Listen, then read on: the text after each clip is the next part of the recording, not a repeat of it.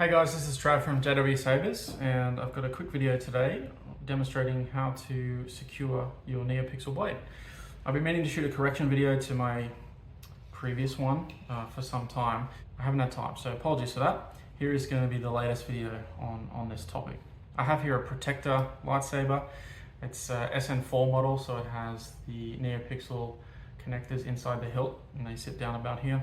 This one has 1, 2, 3 blade retention screw holes. I didn't use this hilt in the previous demo, but the advice I gave was to use all of the retention holes, and that's the mistake that I made. So the way that blades work, I just have a little neopixel demo blade here. The way that they're held in the saber isn't by the blade retention screws drilling into the polycarbonate tube. It's actually by the pressure from the blade retention screw pushing the blade against the opposite side of the hilt and creating friction across a much larger surface. So the issue with using multiple blade retention screws is that if I was to use this screw and this one on the complete opposite side, I have those two pushing against each other, and the only contact point that blade now has with the hilt is the tips of both of those retention screws.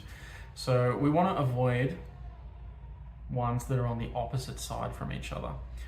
90 degrees apart would be manageable. They would still push a blade into an opposing corner against the wall. But anything more than that, and we're going to see them start to fight against each other and actually be detrimental to how secure our blade is.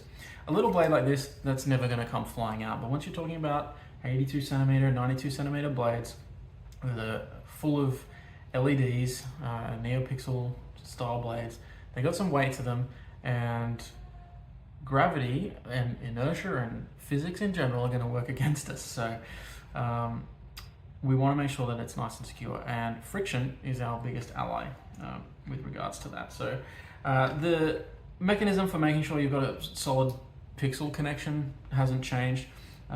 They're slightly spring loaded, so you can see if I push against the tip of this blade, I get just like it's barely a millimeter, but hopefully you can see that moving.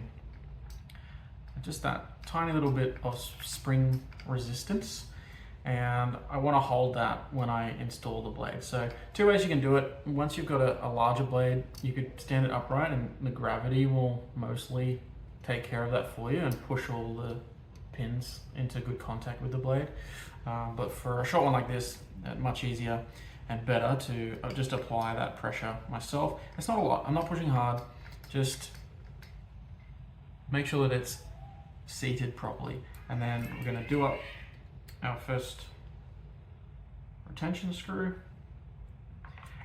And that's it. I don't need to put any more pressure on that. That screw is gonna hold that blade in place. But to just make it more secure for swinging around or maybe some light jeweling if you're gonna venture that far with your neopixel blade, I'm gonna add one more at 90 degrees. So no more than that. I'm gonna chuck this one in here as well.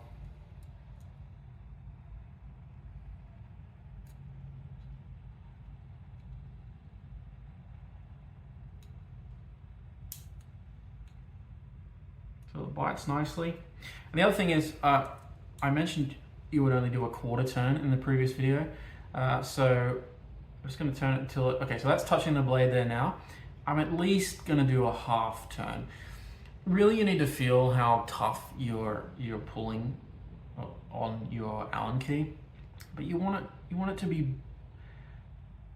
pushing against the blade, not to the point that it's drilling through or cracking it, but giving some level of force to push that blade into the opposite side of the hilt. So with these two blade retention screws here, we're getting force from this direction and from this direction with an average of straight down, pushing that blade into this whole side of the emitter.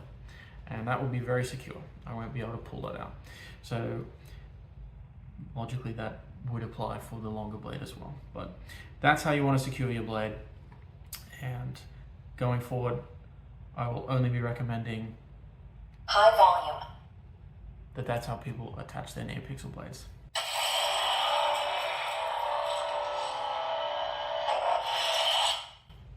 Thanks for watching.